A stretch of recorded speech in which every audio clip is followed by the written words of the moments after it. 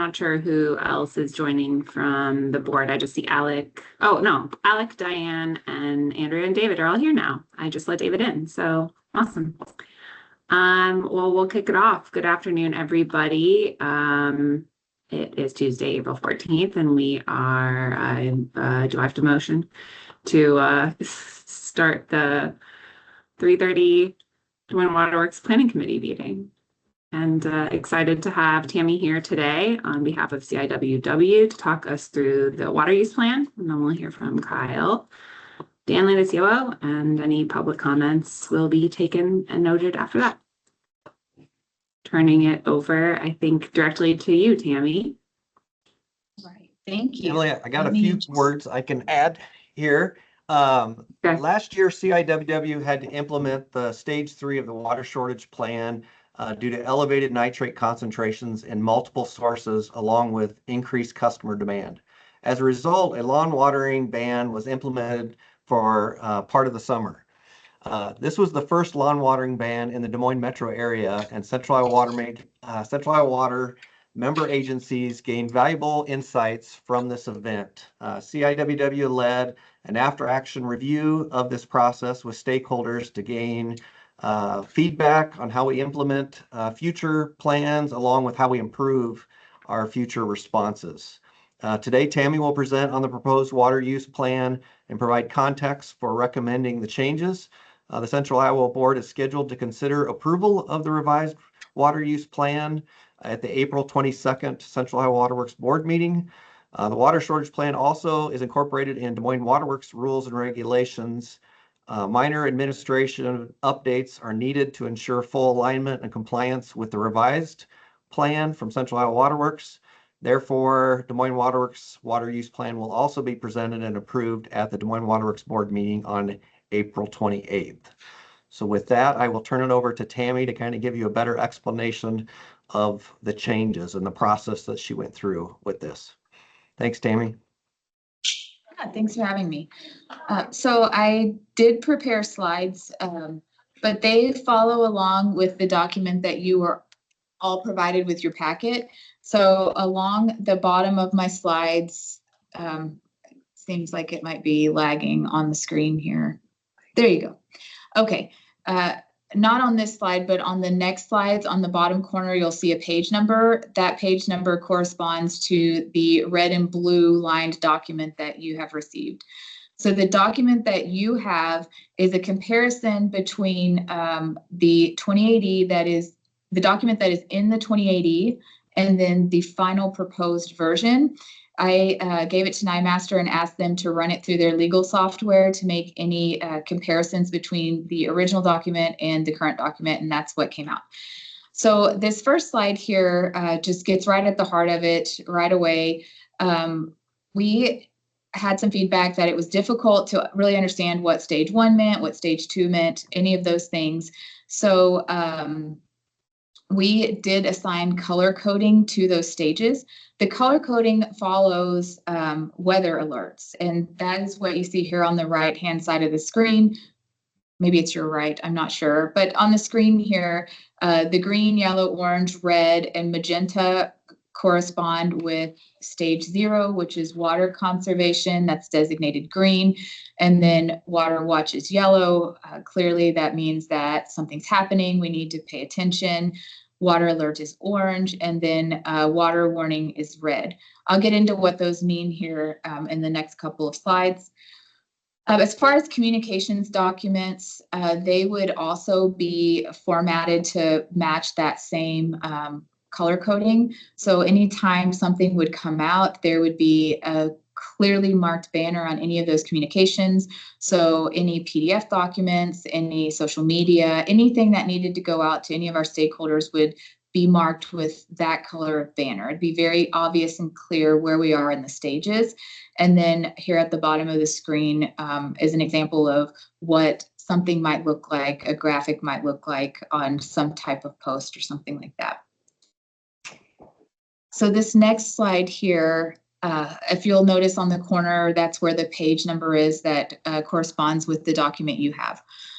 So right away, one of the biggest concerns that was presented was who gets to make this decision.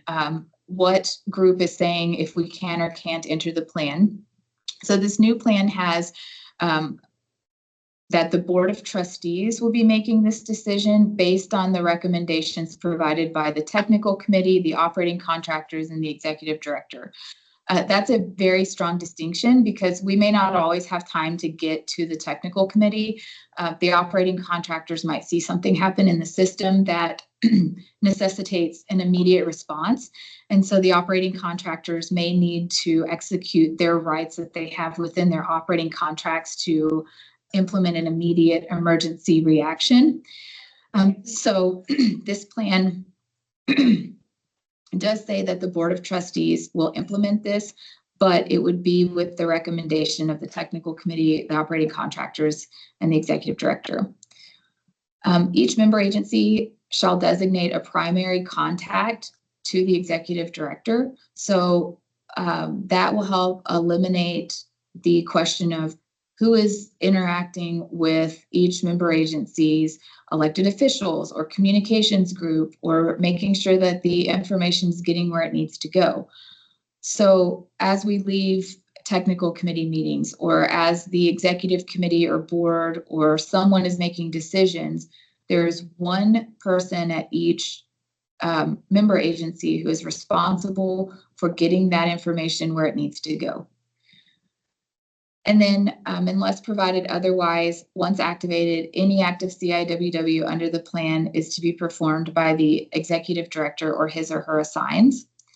There's a corresponding activity in this that relates to the member agency as well. So you'll see that as we move through the slides.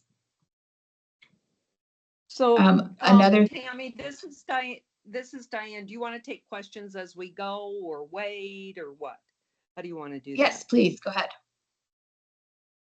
It's not a question. It's just to make clear to everybody this issue about, is it the board of directors or is the technical committee? When there was pushback last year about the decision being made by non-elected officials. So that was that handing this over to people who were didn't have any what's the word I want to say, responsibility to the electorate or whatever. So when we talked about it, we said, is there a way that we can do it? Absolutely, the technical committee is the one that has the information about whether or not we need to do this, the operators, in order to ensure that we meet the safe drinking water. But we've also found how valuable it is to have all of those board of directors involved, many of which are elected officials. So I think we're, and I don't know, you're probably going to get into this. We're trying to come up with a way that we can meet together when the decision needs to be made, even if it's on an emergency basis, get that input from the technical committee, and then have the board make the decision. So that was the issue there that we got into.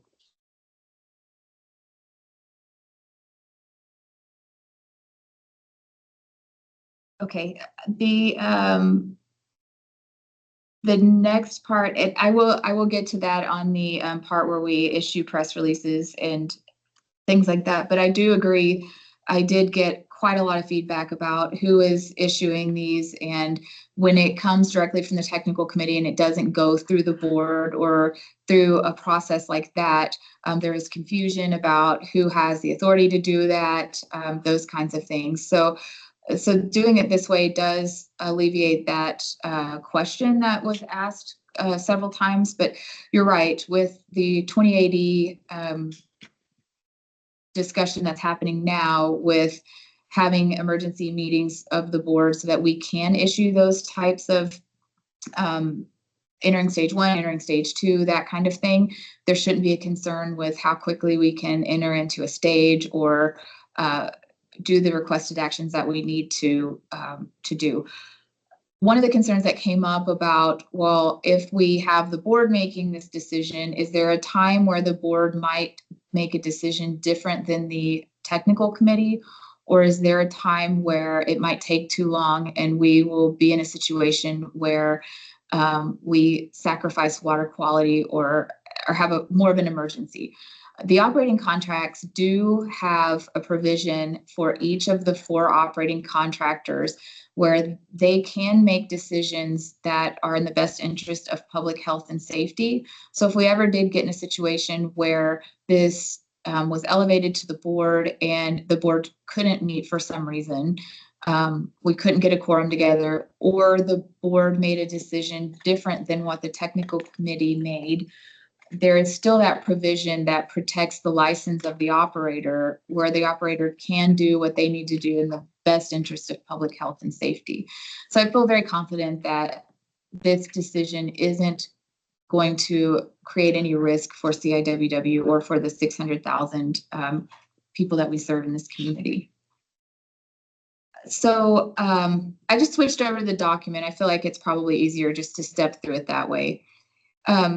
So we did implement stage 0. The old document had 4 stages where stage 1 was 25% reduction. So we referenced this document when we started having an issue.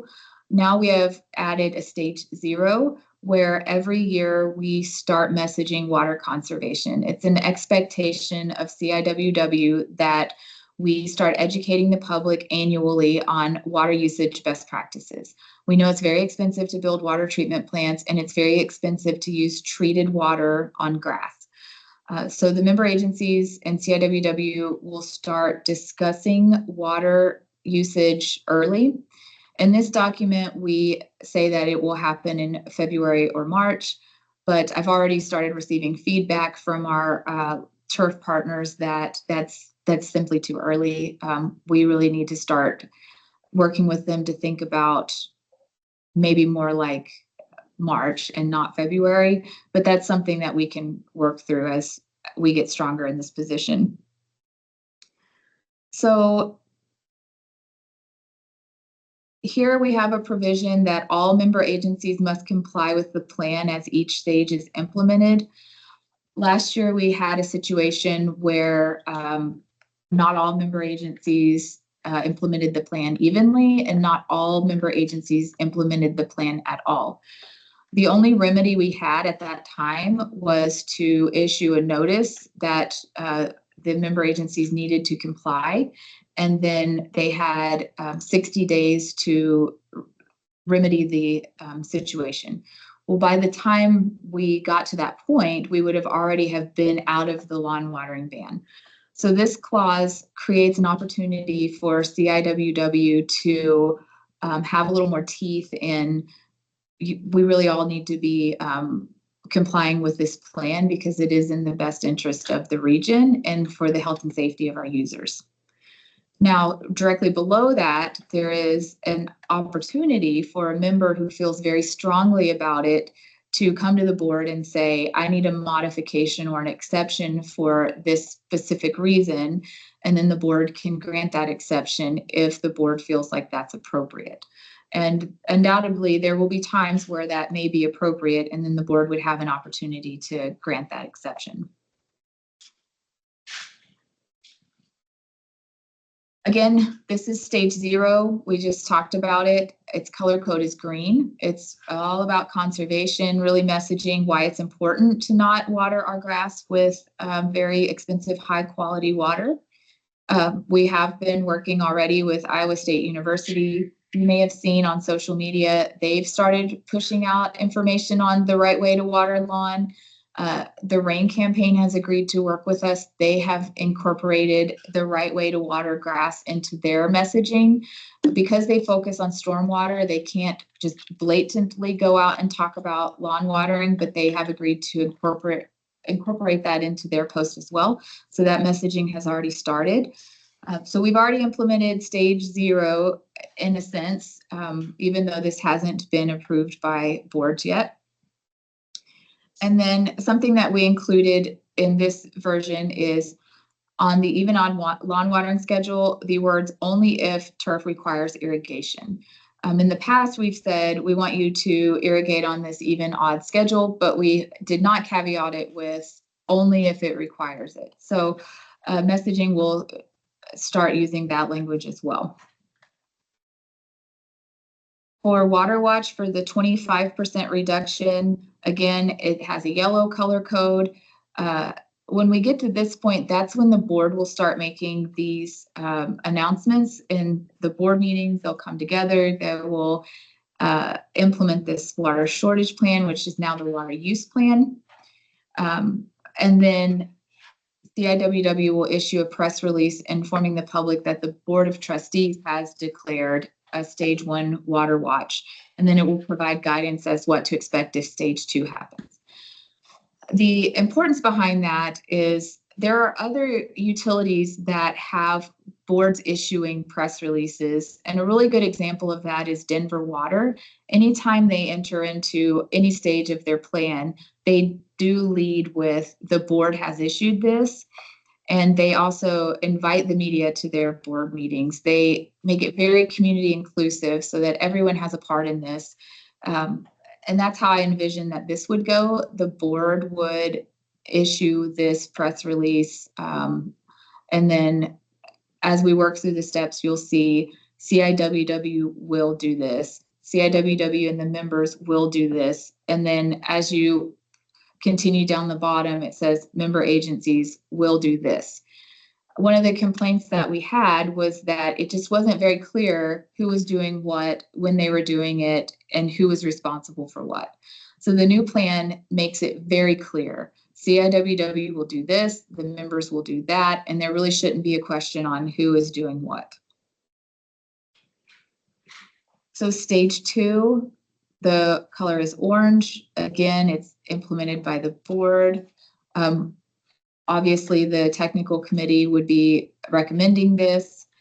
It doesn't have to be implemented in order. That's not new. That's how the old one was set up as well.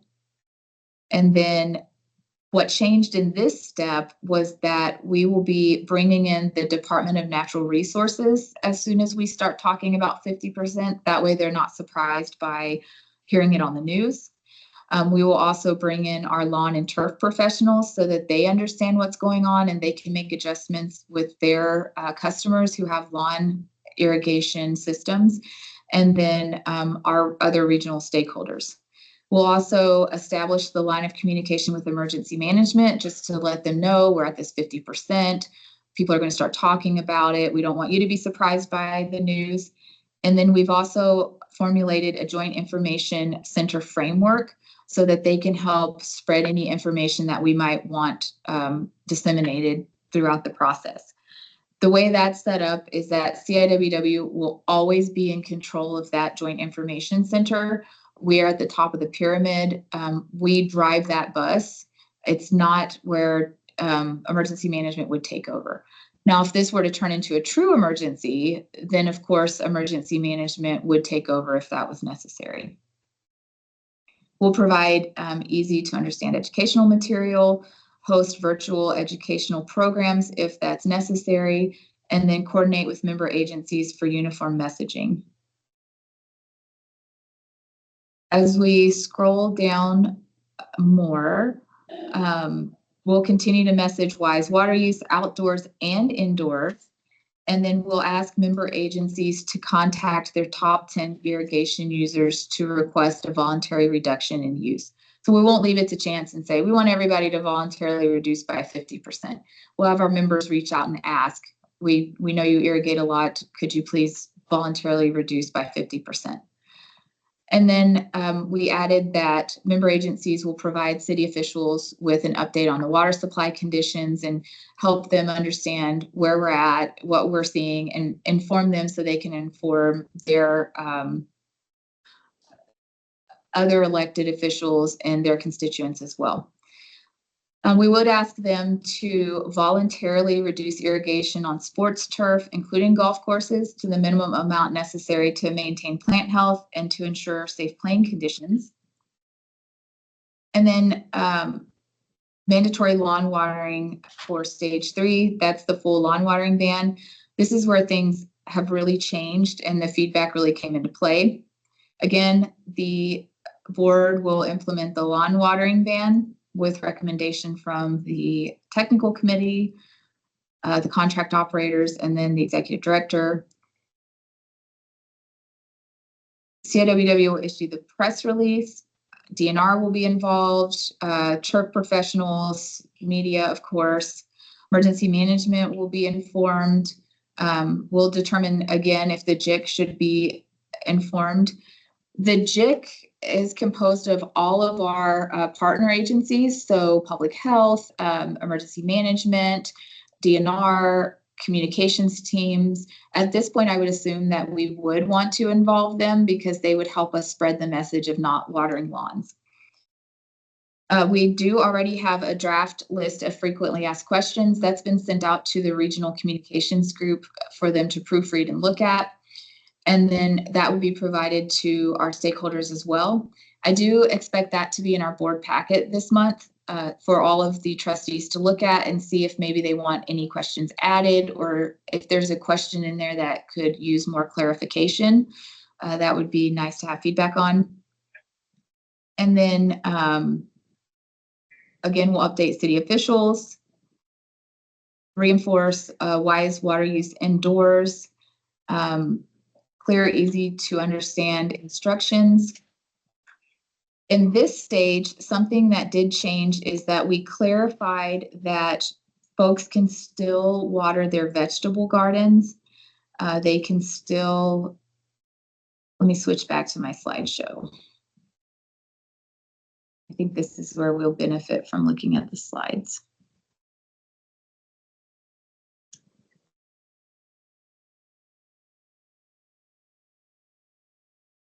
Okay, so in stage 3, letter D is where we updated the frequently asked questions. Letter E, we will have a virtual educational program. Letter F will ensure uniform messaging. And then letter H is where we address splash pads. Last year, we had quite a lot of discussion about what we were going to do with splash pads. In this version of the plan, we will voluntarily limit hours. So we'll ask the member agencies to consider adjusting their hours of operation with the splash pads. And then also sports turf and golf courses will still be allowed to irrigate, but we would again ask them to voluntarily limit that. Letter J, member agencies would be asked to inform the public that when they're watering their vegetable gardens, they do it with the least amount possible and to do it responsibly. And then again, in L, we would ask that the top 10 water users be prioritized when the ban goes on in place to ask them to not irrigate. So sod and seed installation in this iteration would still be allowed. Back to splash pads really quickly. What we learned last summer is that splash pads are their own community. That's where people go to get their lunch. That's where families go to cool off in the summer. And that's also a place for people to go and not cheat and play in their sprinkler in their backyard. So that was one of the things that was really important to the communities who have splash pads. So as we worked with Des Moines Waterworks and Amy and her team to really understand the impact that splash pads would have on the water supply, it just made sense to leave those in and to have the communities work on those voluntary hours. So sod and seed installation was another one of those things that as we worked through last summer, we had A2S run calculations on, well, how much water does it really take and how much of our supply would be utilized by that. And weighing that with the impact it had on the communities, it made sense to leave it in. So sod and seed installation can continue during stage 3. It's a way to keep homes closing. We can't continue to delay mortgages. We can't continue to delay industrial facilities not being able to close and have occupancy. So it is included in this iteration. There is information provided along with sod and seed installation from Iowa State University that discusses the appropriate way to water sod and seed. But for the purpose of this, overseeding is not considered sod or seed. So someone can't go out and overseed and then water their lawn all summer and think that that is an applicable practice to this plan. This stage is red. So any information that went out about it would have a red color code, a red banner. And then, of course, sports, turf, and fields could also continue irrigating, but they could only irrigate with the least amount of water necessary to maintain plant health. This is another thing that we heard about last summer. Some of the sports fields can't stop irrigating by contract because of player health and safety. The ground can't be too hard. It's also a huge investment in the turf on those fields. And then finally, the Board of Trustees in this plan reserves the right to pull back on any of these things. So if we do get in a situation where we realize that we have taken this too far and we've been too generous with all of this, the board can come back and say, we've reevaluated through the technical committee and we simply cannot continue to have sod and seed and all of these things and still meet the safe drinking water standard. So we really need to pull back on that. The board does reserve the right to do that in this plan. Before I move on to communications plans related to this, are there any questions I can answer? Okay. So right now, WebSpec is rebuilding our website for various reasons, but one of them is that we'll be able to upload our water shortage plan information to the website. It'll be easy to find. If we do happen to enter any stage of it, the first thing you encounter when you come to our website will be a banner showing what stage we're in, and then you can click through and then get the details that you need related to that stage. Right now, graphics have been created for different assets that are related to the water use plan. Amy and Kyle have looked at some of the resources related to what is an ASR, what is the Maffitt Reservoir, and how does it function? How does the nitrate removal facility work? They've reviewed that for some of the technical details. And then lawn watering education, those graphics have been created in draft form. And then we also have PDFs with the banners across the top that you saw in an earlier slide. These are the banners here. The graphics for the water shortage plan are going to be clearly different from the other communications that we have because it needs to be very obvious what we're doing. They will have icons and images with minimal text, a new tone from those of last year. So you won't accidentally look at something and wonder if it was from last year or this year. They'll be mobile first, so easy to see on your mobile device. They'll use plain language, and then they'll have our logo and website included with them. The Water Usage Best Practices Committee endorsed a research grant by ISU. They are looking to develop sod that requires less water and is more drought tolerant. So our Water Usage Best Practices Committee has endorsed that research grant. I just had to throw that jab in there because I'm really proud of the work our committee's doing. And then our partners in this have been Polk County Conservation. The RAIN campaign is building a mini campaign. They are incorporating our irrigation needs into their graphics, and then they are also okay with us sharing their things on our page and tagging them in it so that we can take advantage of their followers on social media. Iowa State University is already creating PDFs and graphics. I also shared that out last night as well, so please go look at that. They have some really good stuff happening there. The Iowa Professional Lawn Care Association has started emailing their entire membership on the information that Iowa State University is sharing. They've also requested a meeting to talk to us about what this plan has in it and how they can continue to promote it. And then the sod community leaders have also been in constant contact of how can they help support us in this effort so that we don't have to get to a lawn watering plan. What I like to say is that we hope we never get past the 50%. If we do a really great job in stages 0, 1, and 2, hopefully we never have to make it to the lawn watering ban portion. But we also know that if nitrate gets so overwhelmingly high, like right now, we don't have any lawn watering happening and we're already seeing issues, then sometimes, that kind of thing might happen. We also have videos. The scripting is happening right now. I do have a contractor. I've already signed the contract with him to make videos about stages 1, 2, and 3. So if we do issue any of those stages, the video is ready to go, send it out to social media. What does it mean to reduce by 25%? What does it mean to reduce? Sorry, my second bullet point doesn't make any sense there. What does it mean to reduce by 50%? Well, that means if you are watering for 10 minutes, water for 5, very direct, straightforward things about what those actually mean. He did send the script to me this morning, and those scripts are built off of Iowa State University's guidance on lawn health. That's what I have. That's what I have for you today. I would add that we do have, as Diane mentioned, some 28E edits that need to happen in order to make this all come together and be legal and appropriate, if you will. We can't have an emergency board meeting because we have to give a 5-day notice for the board to meet. And so we do need to edit the 28E so that the board has the ability to meet in the instance of an emergency. Now, that isn't just because of this. It simply doesn't make sense that a board can't meet in an emergency situation without a 5-day notice. We just happen to find that because of this. There are also 3 other edits that are making their way around. Those have been sent to the trustees. I don't know how far those edits have made it out to the rest of all of the other board members. And quite frankly, off the top of my head, I don't really remember what they are anyway, so. Tammy, can I jump in?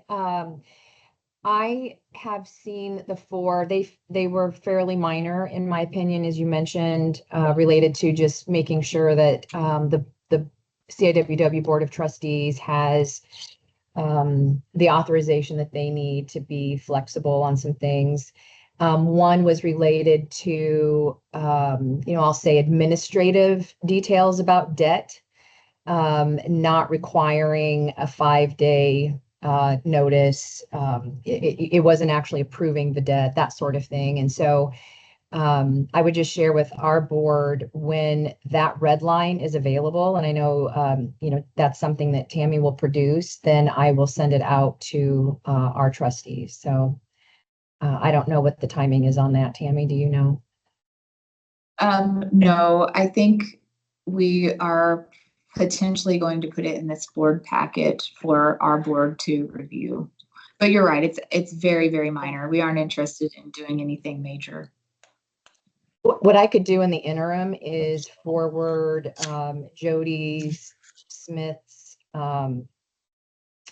email that outlined them. And I think that would get us close, just so our board has an understanding of what those are and can have eyes on them. Remind me, do the changes to the 2080 agreement or bylaws, does that have to go back to the boards of the various partners, stakeholders, members? Yes, our board will have to vote on that. Yes, and since we're in the first 7 years, we have to have unanimous consent to make any changes to the 2080.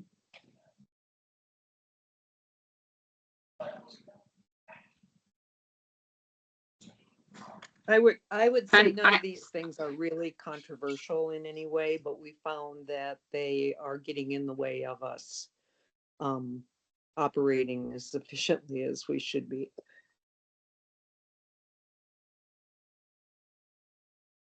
I just had a question around, the existing data you have, and knowing what's been happened last year. Are the numbers like aggressive enough to cover at each stage? I know you have good data, but can you speak a little bit about, I guess, how you came to knowing, the limits of what you're proposing here? So the 25, 50, that kind of thing, 25%, 50%. Yeah. Is that based on just last year? Is it over other periods where this has happened? Does it take into account, wells and capacity? Sure. So I will lead off, and then I think maybe the rest of the answer probably is better suited for Kyle. But the 25, 50, and then full was already set in the original 2080. This also follows an industry standard, if you will, on water conservation, water shortage plans. If you go out and you look across the United States, this is pretty standard for how it is set up for 25 or 50.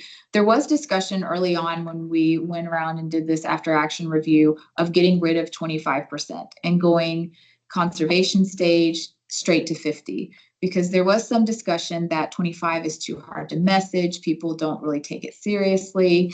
But then that was pulled back to go back to having a 25% stage.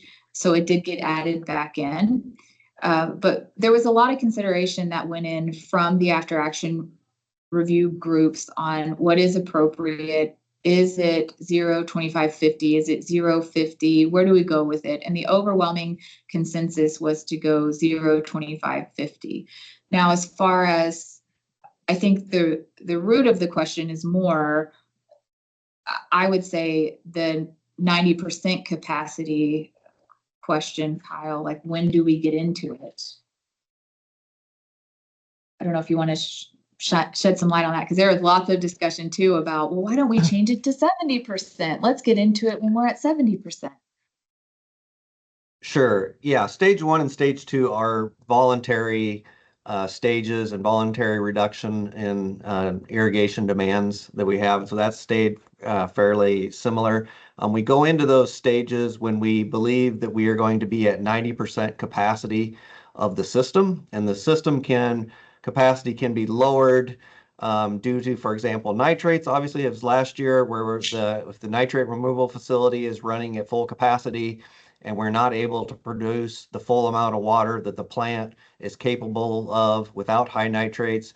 And so we go into a calculation every day when we get close to that, looking at where we at on capacity on that. And so that's where each of the triggers are at the 90% capacity.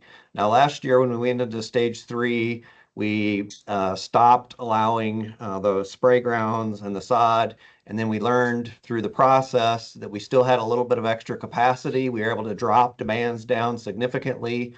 And given the concentration of nitrates that we had in our sources at the time, we had a little additional capacity. And so we could back down some of those restrictions to allow the sod and the spray grounds for the water parks and things like that to continue. So we kind of learned from that process. So that we could, and so I think that's where we've made the changes now on stage 3. Does that answer your question? Yeah, thank you. That's helpful. I think that people will wonder, especially even Tammy, you explaining some of the industry standard or 25, 50. Thank you. And we talked about, and I mean, there's a difference between what's here in this document and how you message it. Because we had discussions of, well, if somebody asks you to cut your water use by 25%, what's that mean? Does that mean that you only flush the toilet, every now and then, or what? I mean, what? So when we message it, we will give people specific instances or examples of what they can do to achieve this. 2 questions, and I apologize if you talked about this and I missed it. I was reading the report while you were talking and looking for things, and I was kind kind of all over the place, but my two questions are, one, I know that you mentioned why can't I think of the word other than animal husbandry? um, uh, uh, Livestock producers. I know that you mentioned livestock producers and especially during the stage 4 water emergency and their ability to continue to provide water for the health of the animal. Do we address urban ag beyond livestock and commercial urban ag in any way within this document for them to continue to irrigate or water?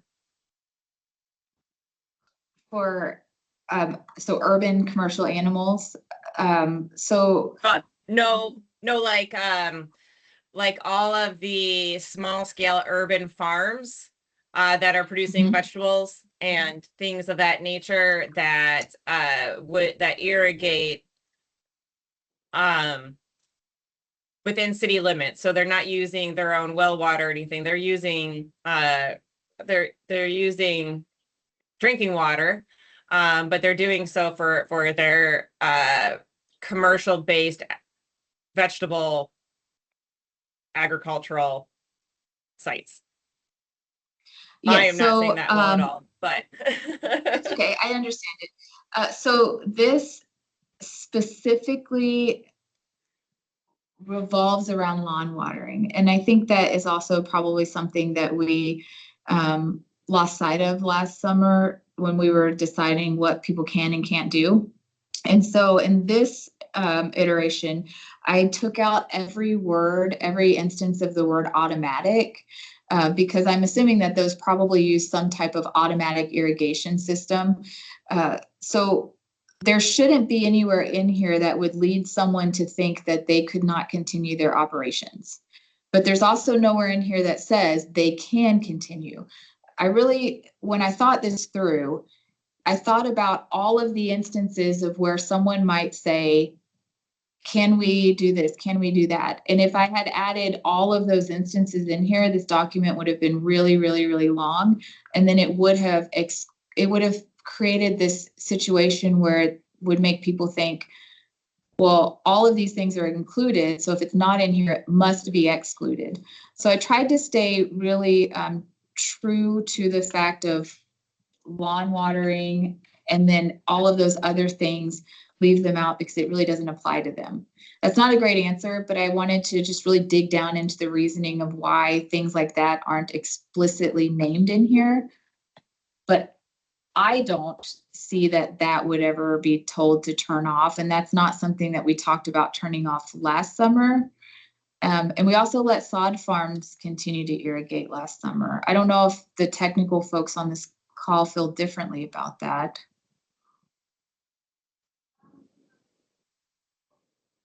No, I agree. It wasn't even brought up last year. It wasn't a question we even were asked last year. okay. That's good to know, or good to hear that kind of thought process there. My second question that maybe I missed was, how do we evaluate when we come out of these various stages, or these stages can be downgraded?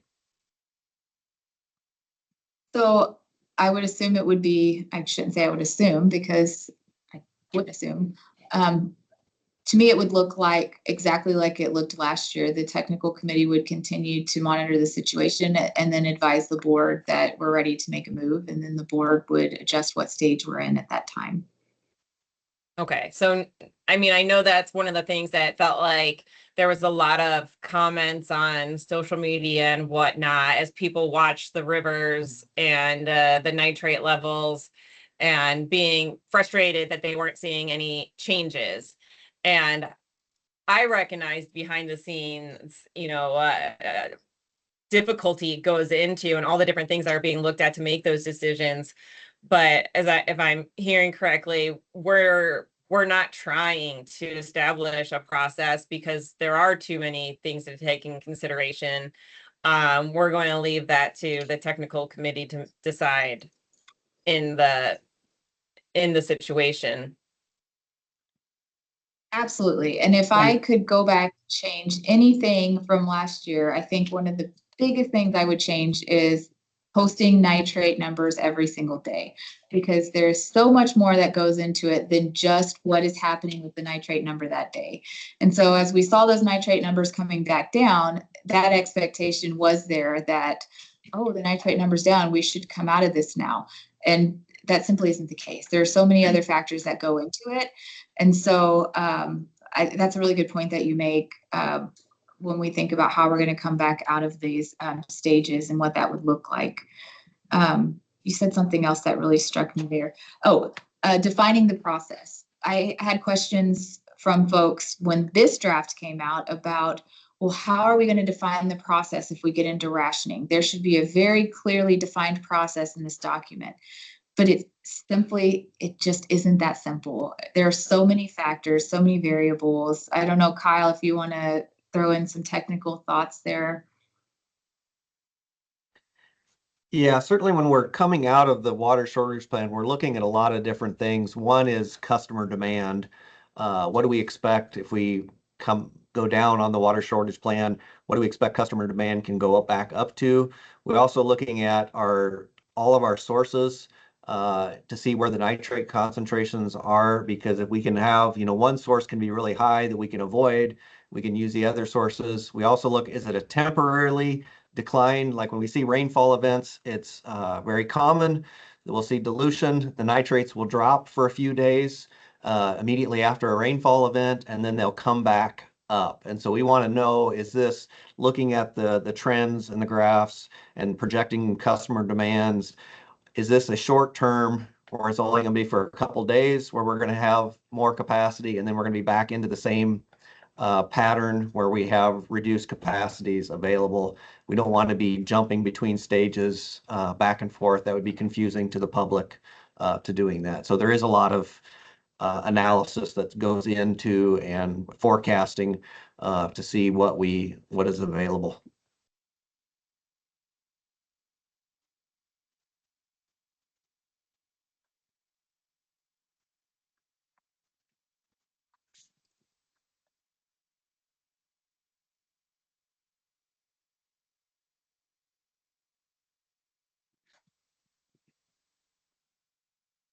Any other questions? No, I was just gonna say, I appreciate you taking the time to dive down into this and letting us kind of pick it apart or understand it a little bit more with that red line comparison. So thank you. Hey, Thanks for having me. Tammy, this is David. I'll echo the thanks for the presentation. I wanted to ask, how can we be most helpful as Waterworks board members in the event that we go through this again? I appreciate that question, and I am grateful for it. I cannot tell you how, of course, how absolutely wonderful Des Moines Waterworks staff and Amy and Kyle and Nathan and all of them are. They are always willing to answer a question and a phone call, and there's no question that is too silly or whatever. They're always willing to provide the information that we need and always open to do anything. So I don't think that CIWW could be any more supported than it already is. And I appreciate that so much. Same thing for Diane and Sue. So I don't really have an answer for you right now, because I know that you guys are doing everything that you can do to make this so successful. And I can't appreciate you any more than I already do. So thank you for that. I'm sure if something comes up that I could let Amy know, and we could work through that. Well, this is Diane, and I have something, because I know that last year this was really helpful. You all interact with different parts of the public, different parts of the city, different communities. If you hear rumors, or you see something that's going on, that's building as you're talking to people, or you detect that something is starting, if you can let us know, so we can get ahead of it, or we can see whether or not whoever's talking about it has a valid point. That's really helpful. Because as we know, last year, there's just so many rumors from so many different places, and understanding that and understanding this people's drinking water. And, I don't want to take that lightly, but getting the information out to people. If you hear something, let us know. That's a fantastic point. If I can really quickly, this JIC, the group that we have with emergency management, we all came together a few weeks ago, and we had 46 participants in the room, and they weren't just CIWW staff. It was even folks that aren't in our group, people in the surrounding communities. And we talked about how important that is and rumor control and that kind of things. And so now we have all of these years on the ground. And if they see something in a social media channel, or they see something that doesn't quite sound right, they're all out there listening and reporting that back in. So they'll either bring it to emergency management and say, oh, this doesn't sound quite right. Can you help head this off, take it to CIWW and find out if it's true, or they'll bring it straight to us. That way we can get ahead of those neighborhood groups. And so far we've seen quite a lot of them. Apparently there's like, I don't even want to say it here because it's just so asinine, the kinds of nitrate readings that are supposedly out there in neighborhoods that it's just not true. And so that's a great point, Diane. The more folks we can have out there listening and making sure that we can provide the fact-based scientific evidence to help people understand what's really happening, that's wonderful. All right. Sounds great. We're on it. Thank you.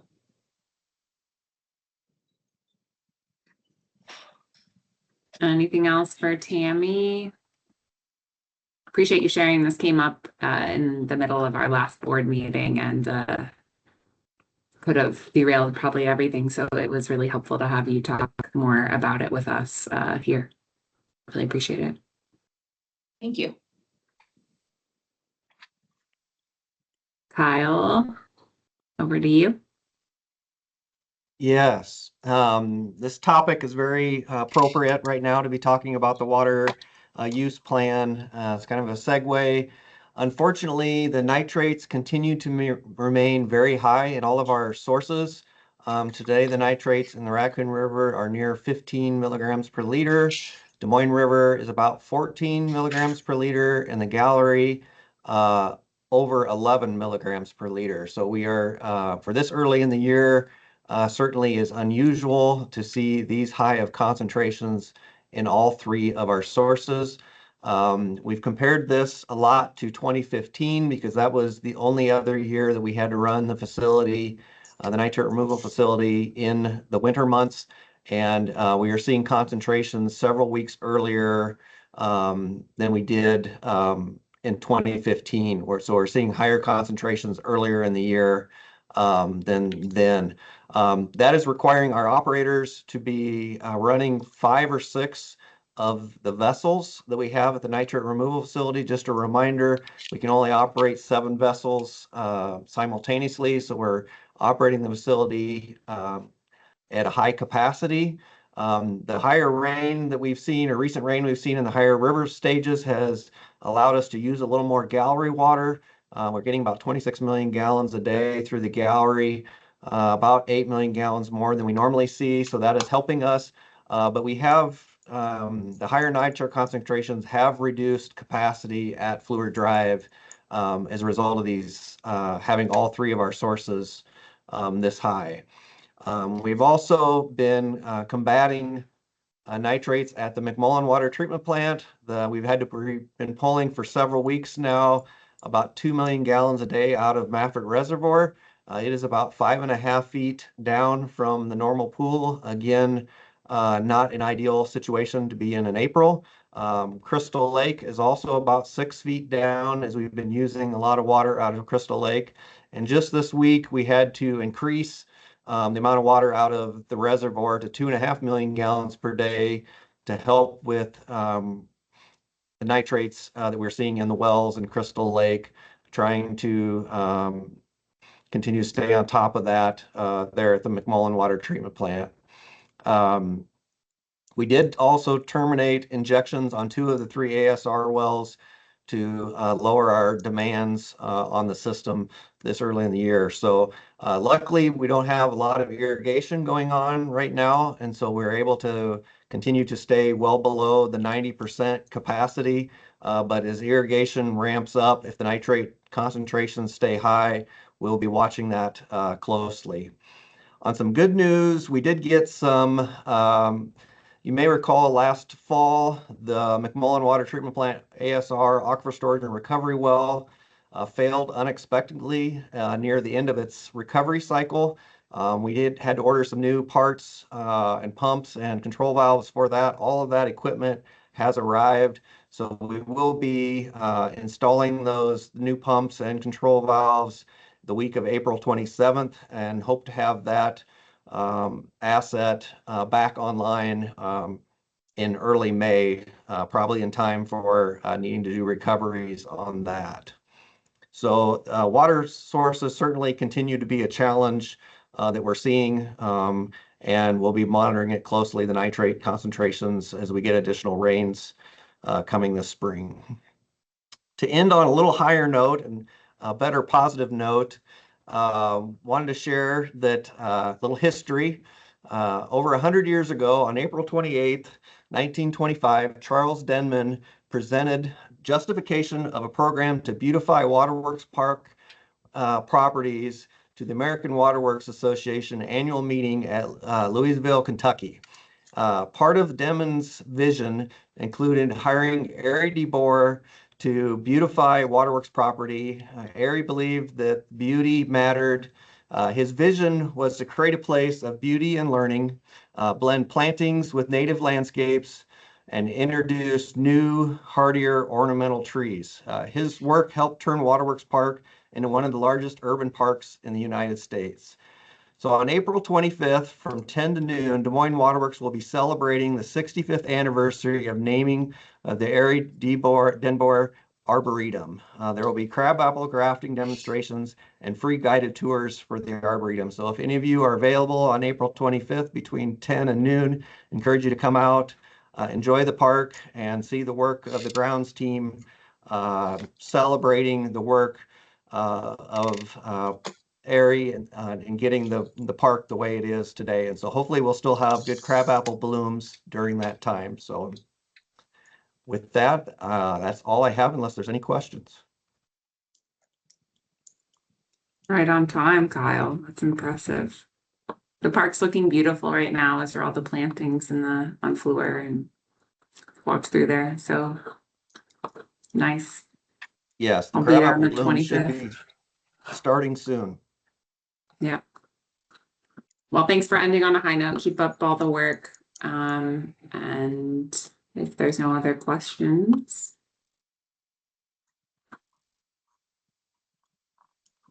Nope. Okay. Thank you all. See you in a couple weeks at the board meeting. Thank you. Thank you.